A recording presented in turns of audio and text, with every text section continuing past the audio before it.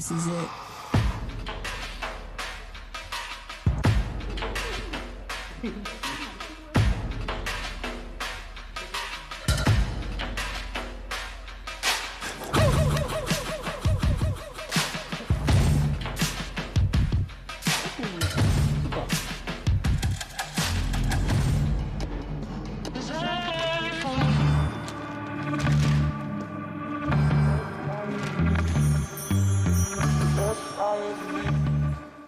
Hi!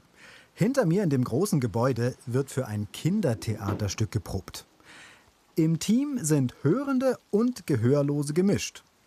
Neu ist das nicht, sowas gab es hier und da schon, aber diese Art von inklusiven Projekten schießen wie Pilze aus dem Boden.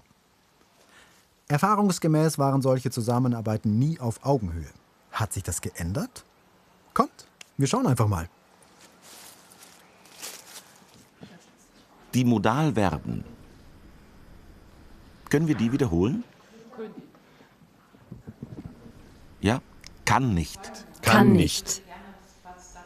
muss nicht, Muss nicht. Darf. mit Mundbild darf. Seht ihr das?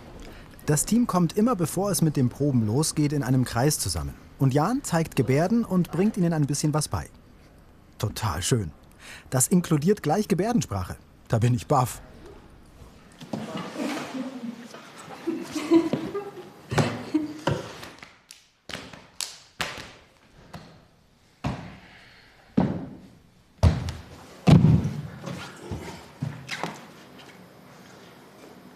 Großer Bruder, kleine Schwester.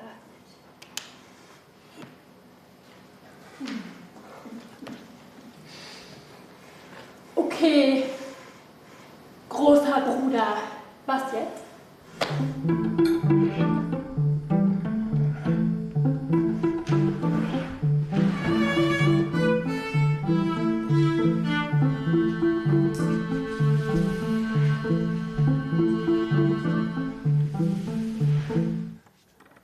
Die Regisseurin Susanne Reng hatte bereits das Buch ausgewählt.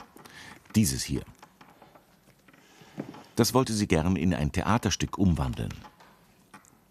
Dazu hat sie sich ein Team zusammengesucht. Also zum Beispiel hat sie mich und Julia ausgewählt. Wir beide spielen auf der Bühne. Zum Stück haben wir verschiedene Materialien eingebracht. Das heißt, wir arbeiten hier mehr auf Augenhöhe. Und wie laufen die Arbeiten während der Proben so ab? Ganz zu Beginn hatten wir nichts. Also kein Material, kein Drehbuch oder so etwas. Wir haben das alles miteinander Stück für Stück zusammen entwickelt und erarbeitet. Dann waren irgendwann das Drehbuch und die Bühnenbilder fertig. So kam das eine zum anderen. Im Team haben wir auch noch den Vorteil, dass die Dramaturgin einen entsprechenden Hintergrund mitbringt.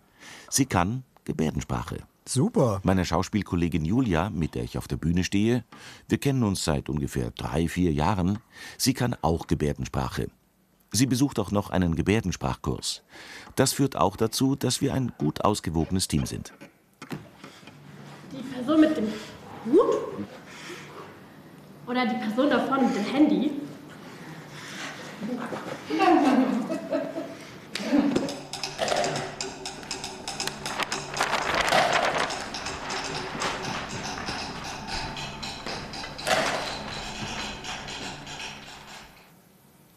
Ich denke, es ist wichtig, auch den jungen hörenden Zuschauenden im Publikum zu zeigen, dass es Gebärdensprache gibt und dass sie schön ist.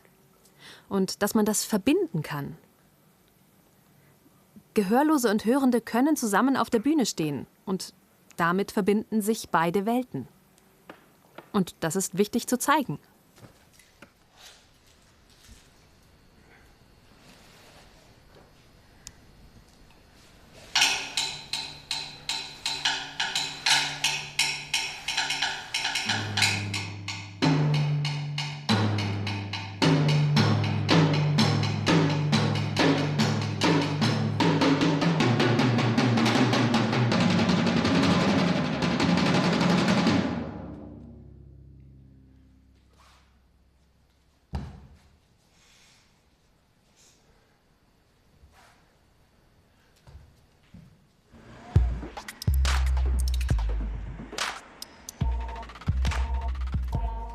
Das Stück in Augsburg läuft ja schon ganz gut.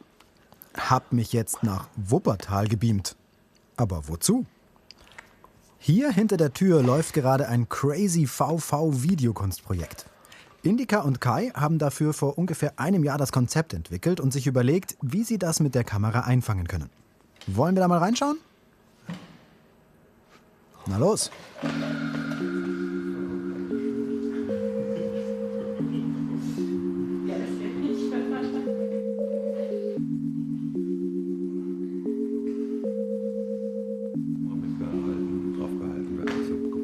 Spannend. Visual Vernacular wird hier nicht einfach nur dargestellt. Sie wird in dem Studio mit Kameras aufgezeichnet und später bearbeitet, mit anderen Hintergründen und vieles mehr. Total schön.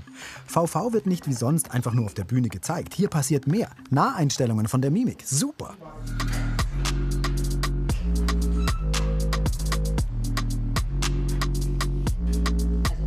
In nur 2 Tagen sollen die 6 DarstellerInnen rund 20 Einzelepisoden konzipieren und abdrehen.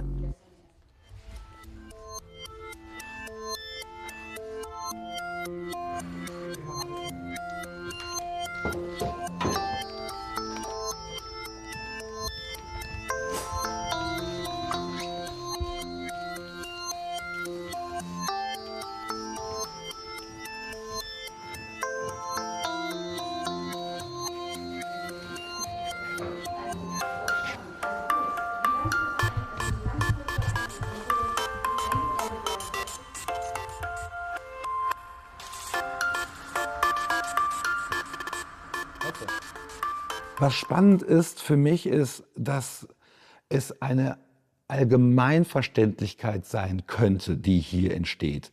Wenn also die Künstler Visual Vernacular benutzen, dann habe ich vielleicht eine Erklärung dessen, was passiert, aber ich brauche keine spezielle Inhaltsangabe zu machen. Und jeder, der diesen Film sehen wird, kann mit seiner Fantasie die Teile heraussuchen. Und wenn sich dann Menschen über dieses Projekt unterhalten, ob hörend oder nicht hörend, hat jeder andere Assoziation. Und das finde ich fantastisch bei diesem Projekt.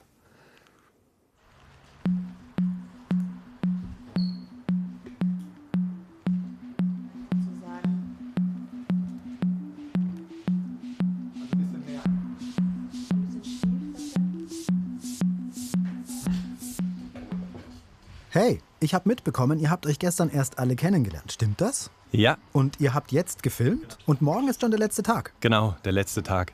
Und werdet ihr das denn alles noch schaffen? Tja, eigentlich haben wir schon wen gefilmt? Sie, die beiden und ihn. Sind also schon 6 Aufnahmen, die fertig sind. Was fehlt, sind noch die Soloaufnahmen. Ich denke und hoffe, dass wir es schaffen. Aber bei den Aufnahmen gibt es immer noch Änderungen. Aber ich glaube, dass es klappen wird. Es werden eben immer wieder Korrekturen vorgenommen. Oft ist es ja so, dass Hörende die Änderungen vorgeben. Hier ist es nicht so. Wir Gehörlose sagen, wenn uns bestimmte Einstellungen nicht gefallen. Wir arbeiten hier sehr fair miteinander, auch wenn es dadurch zu Verzögerungen kommt. Wie ist's bei euch? Für heute bin ich fertig, morgen geht's noch mit einem weiter und dann bin ich fertig. Und du? Für heute bin ich auch fertig, morgen müsste noch was kommen. Seid ihr fit? Habt ihr schon Ideen? Wie kommen euch die Ideen? Heute Abend werde ich im Bett liegen, da fällt mir schon was ein. Ganz spontan. Wenn mir was kommt, dann sage ich's ihm. Wenn es passt, dann machen wir's. So läuft's. Und du? Nein, ich bin noch nicht fertig. Nur das mit dem Tanzen habe ich schon lange erledigt. Jetzt helfe ich den KünstlerInnen hier. Ich denke, dass ich es heute in letzter Minute noch schaffen werde. Morgen muss ich dann alles schaffen. Es fehlen noch 3 Stücke, die ich mir überlegt und visualisiert habe. Es geht um das verwirrende Leben. Ich bin wirklich gespannt, ob ich es zeitlich schaffe. Kannst du mir das zeigen mit den Zeichnungen? Hier.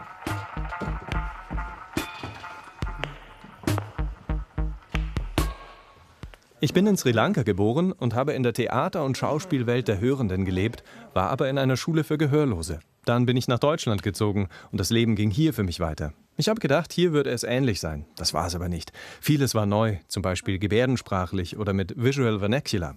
Dank Raphael Grombelka habe ich das mehr und mehr gelernt. Er brachte es mir bei. So konnte ich mich weiterentwickeln und stand inzwischen mehrmals auf der Bühne, auch bei Wettbewerben. Da habe ich auch schon gewonnen. Ich habe jetzt auch auf der Bühne und in Filmen schon fast 15 Mal mitgewirkt. Schön.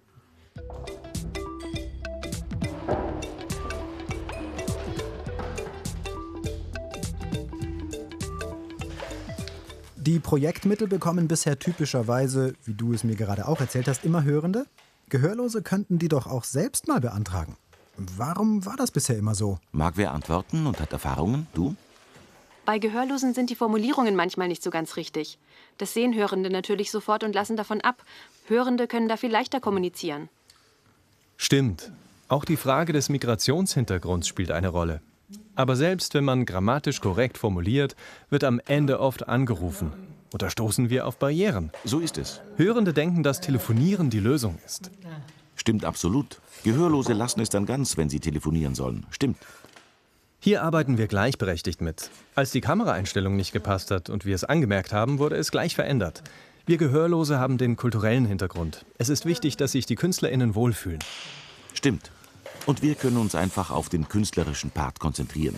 Orga und Fördergelder ist dann sein Part. Das ist super. Es ist nicht nur gefühlt so, dass gerade sehr viele inklusive Projekte aufkommen. Es ist auch tatsächlich so. Aber wie ist das möglich? Eine große Rolle spielen die Fördergelder, wie die von Aktion Mensch beispielsweise. Bis zu 1000 Projekte werden von dort monatlich bezuschusst. Natürlich betrifft das nicht nur Kunst- und Kulturbereiche, sondern auch inklusive Tanzangebote, die beantragt werden können, wenn die Vorgaben erfüllt sind. So ein Zuschuss kann maximal 400.000 € hoch sein. Die Laufzeit kann bis zu 5 Jahre sein. Bei Aktion Mensch nachgefragt haben wir erfahren, dass die Zahl der bezuschussten inklusiven Projekte tatsächlich gestiegen ist.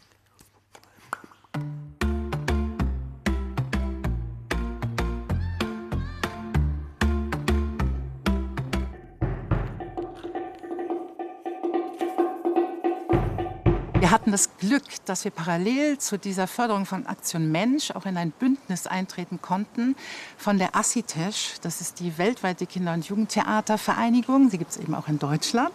Und es gibt ein Bündnis, das nennt sich Perspektivwechsel. Und das geht genau auch über diese 4 Jahre. Und wir sind ein Bündnispartner. Und wir durften uns innerhalb des Bündnisses fortbilden. Ich hatte also die Chance, dann schon im Jahr 22, wenn ich mich gerade richtig erinnere, also vor 2 Jahren, schon in Kontakt zu gehen zu tauben ProfikollegInnen und zu der Dramaturgin Susanne Todt, die jetzt ja auch im Stück ist. Ich habe sie dadurch kennengelernt, weil wir erst mal gar nichts wussten. Wir waren vollkommen naiv und wir haben sonst keinen tauben Kollegin in unserem Team. Und darum ist es natürlich unglaublich wichtig, sich in die Community zu begeben und Menschen mit diesen Erfahrungen kennenzulernen und uns beraten zu lassen und sie ins Team zu holen.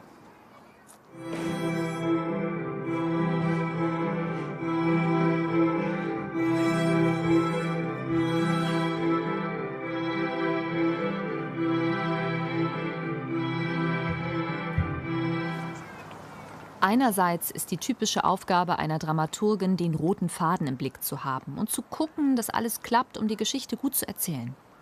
Aber hier ist in erster Linie meine Aufgabe, auch die DGS-Dramaturgie im Blick zu haben. Das heißt, neben dem Gesprochenen soll nicht einfach Gebärdensprache zusätzlich quasi als Übersetzung angeboten werden. Das ist nicht der Wunsch. Ziel ist es, die DGS in ihrer künstlerischen Form mit einzubinden, also mit Poesie beispielsweise. Diese wird von Jan auch dargestellt. Eine kleine Poesie für die Kinder. Es ist für alle Kinder schön, das anzuschauen und nicht nur für Gehörlose oder für Hörende, um sie als Publikum im inklusiven Theater gezielt zu erreichen.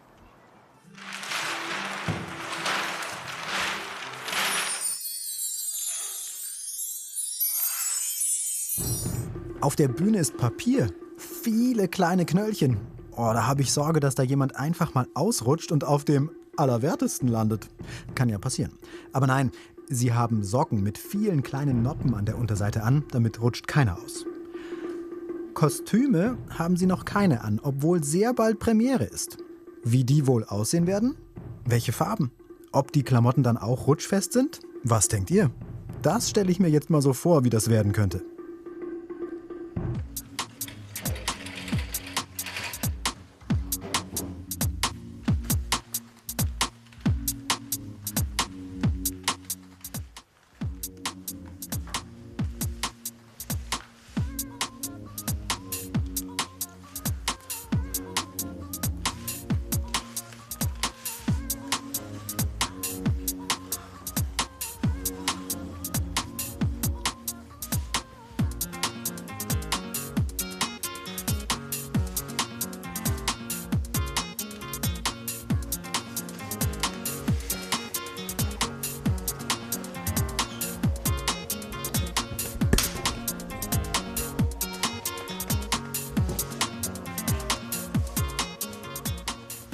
Okay, das sieht schön aus. Aber was hat es damit auf sich? Ich hab's irgendwie verpasst. Könnt ihr es mir erklären? Andreas hat mir gezeigt, wie er den Wald gestaltet hat. Das war seine künstlerische Idee und er ist selbst im Bild eingebunden. Es ist wie die Hymne, die er mit seinen Erinnerungen verknüpft. Und ich werde versuchen, dieses Bild in Visual Vernacular umzusetzen. Darüber tauschen wir uns aus, dass es auch passt. Ja. Das heißt, du wirst mit der Kamera aufgenommen und die Sequenz landet dann dort drin? Ja, oder? Meine Aufnahmen landen dann dort drin, also hier. Ich bin dann hier zu sehen. Du kommst da rein. Da rein, genau. Siehst du, mein Part kommt dahin. Spannend, wie hörende und gehörlose Kultur zusammenkommen und beide Seiten zusammenarbeiten. Schön. Super.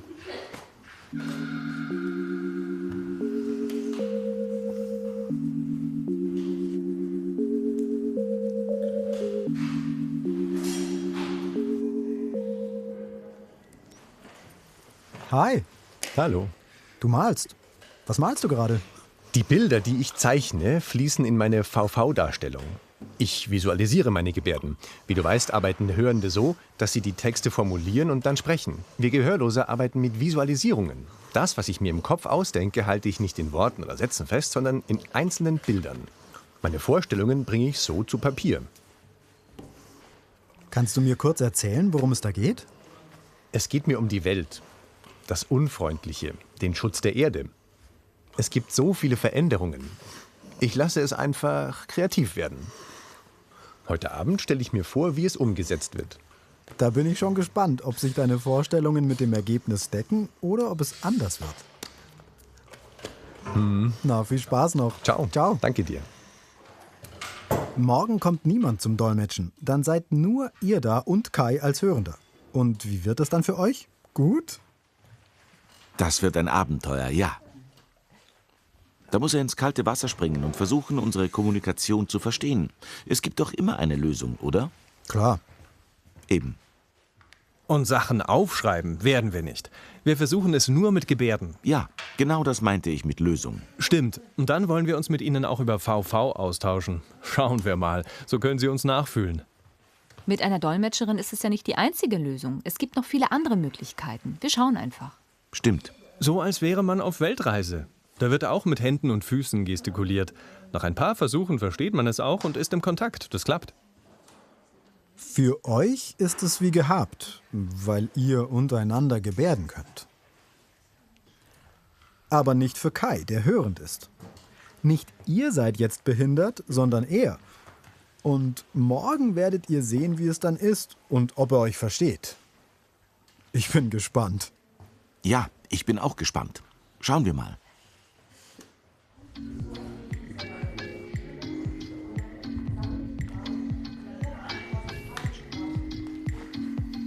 Ich habe gesehen, die Performer haben einen Haufen Ideen, viele Pläne. Es ist alles vorbereitet. Aber ob sie auch alle Aufnahmen hinbekommen und das schaffen, was sie sich vorgenommen haben? Es ist spät geworden. Schon 8 Uhr. Ob das morgen wohl klappt? Ich kann Kai ansehen, dass er ganz schön gestresst ist und am Schwitzen ist. Ich habe jetzt Feierabend. Hi, Schatz. Ey, Schnitt aus. Er soll die Kamera ausmachen. Ich vermisse dich. Wie ist es? Alles gut?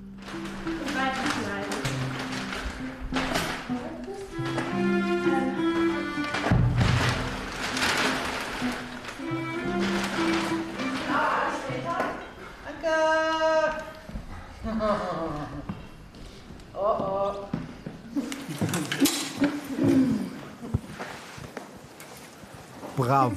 Habt ihr schön gemacht. War echt schön. Ja, finde ich auch. Das war Bravo. Echt. das erste Mal, dass wir durchgelaufen sind.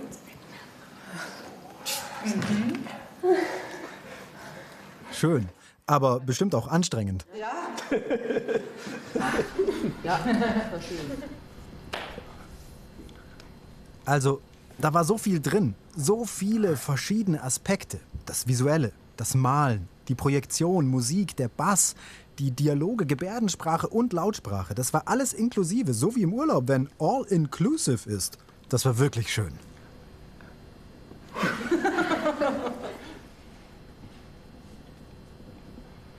Es ist natürlich auch wichtig, dass ich ein Vorbild bin, zur Identifikation. Bei einem hörenden Regisseur käme die Frage auf, was will der denn? Und mit einem Tauben ist da eine ganz andere Begeisterung. Ja, das stimmt. Da bist du näher dran. Meiner Erfahrung nach ist es nicht so, dass alle tauben Kinder, die in deutschen Schulen sind, gebärden können. Das ist sehr unterschiedlich. Es gibt die, die gebärdensprachlich voll fit sind, welche mit weniger Gebärden, oder Kinder, die LBG nutzen, oder Kinder, die keine Gebärdensprache nutzen, weil sie lautsprachlich erzogen werden oder ein CI haben. Das ist ganz unterschiedlich bei den tauben oder schwerhörigen Kindern. Für uns als inklusives Theater ist Gebärdensprache umso wichtiger, das zu präsentieren, damit diese Kinder das wahrnehmen und sich selber reflektieren können und so hoffentlich auch immer mehr Gebärdensprache beherrschen. Diese Erfahrung habe ich auch gemacht. Theater soll ja immer auch so ein bisschen die Welt verbessern. Wenn Gebärdensprache im Theater genutzt wird, dann nicht nur für gehörlose Kinder, sondern auch, um hörende Kinder zu motivieren. Genau, auch für hörende Kinder. Denn sie übersehen meistens oder wissen einfach nicht, dass es auch Gehörlose gibt oder Gebärdensprache. Das haben sie nicht auf dem Schirm. Und draußen sehen sie ganz selten mal jemanden. Es ist ja eher versteckt. Deshalb wollen wir das Thema mehr öffnen und Kindern einen Einblick geben, sodass sie auch Gebärdensprache lernen können. Wenn sie diesen Einblick früh bekommen, werden die zukünftigen Begegnungen viel leichter.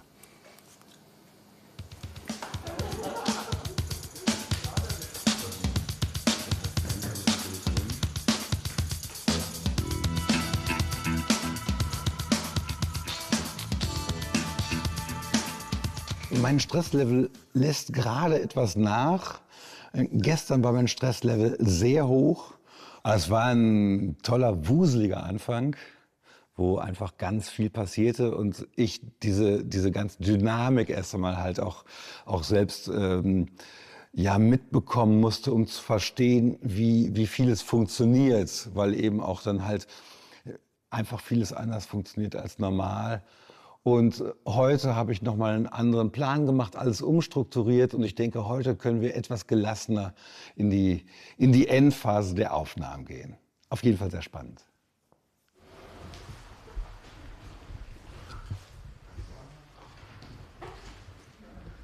Schaut mal, ist der Ausschnitt ausreichend? Ja? Ja.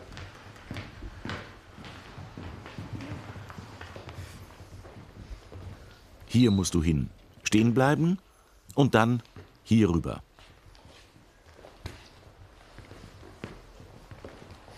Und du, ja genau, wenn er hintergeht, musst du sofort kommen. Also nicht lange warten, sondern gleich kommen. Alles klar. Noch einmal.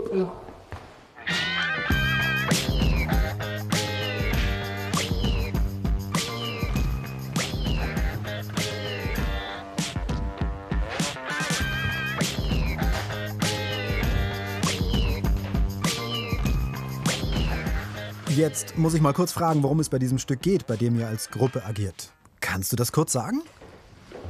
Es geht um Wuppertal, die Stadt und wie es hier aussieht.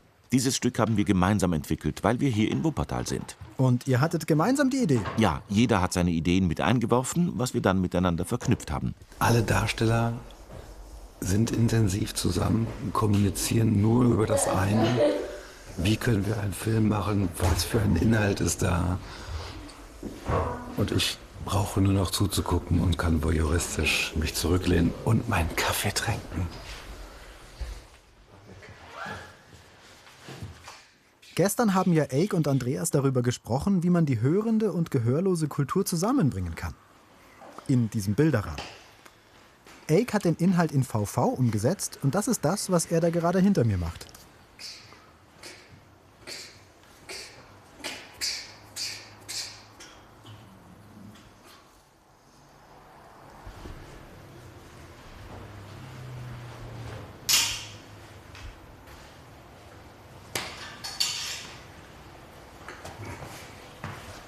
Als ich mit Andreas gesprochen habe, ging es ja um diese Hymne, bezogen auf sein Bühnenbild. Bei den Bildern dachte ich mir, das lässt sich einfach in Visual Vernacular umsetzen. Aber ich wusste nicht, wie die Hymne und der Text sind. Er hat es mir am Abend geschickt und ich dachte, Gott sei Dank, das ist sehr bildhaft und das sollte ich locker schaffen. Dann habe ich es gemacht und er war ganz angetan. Fertig.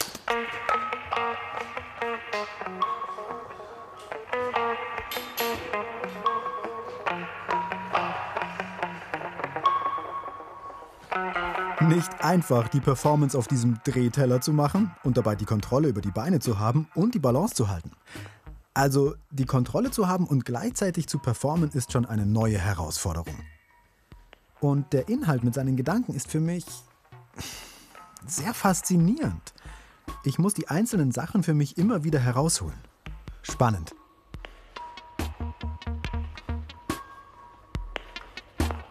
Wie war's gerade? Gestern hast du ja noch überlegt, hat die Umsetzung geklappt? Naja, war schon ziemlich harte Arbeit, wegen dem Drehteller. Ich habe in der Vergangenheit schon sehr oft Sachen performt, aber heute mit dem Drehteller auch im Rhythmus zu bleiben und an den visualisierten Hintergrund zu denken, während es sich die ganze Zeit dreht, naja, bisher klappt es doch gut.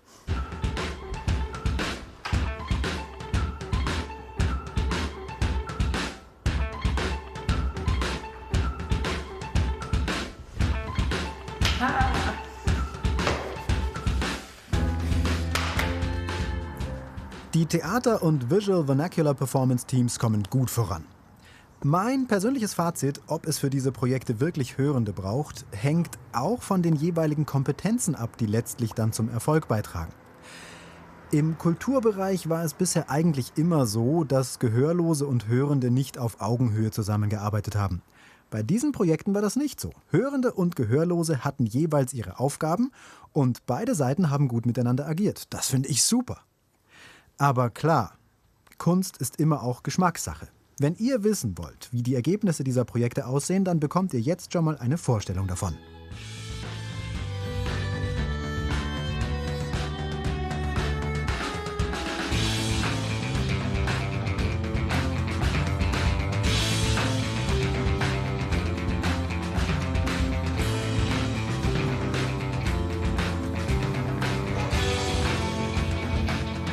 Ihr wollt euch das selbst anschauen?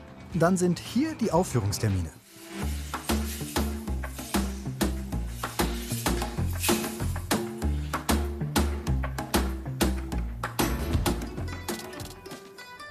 Wenn das jetzt nicht klappt mit dem selber anschauen, ist das nicht schlimm. Anfang 2025 wird das Stück Blödes Bild wieder aufgeführt, dann sogar auf der neuen Bühne des Theaters in Augsburg, die gerade gebaut wird. Mehr Infos gibt's auf sehenstatthören.de zum Nachlesen. Ciao und bis bald.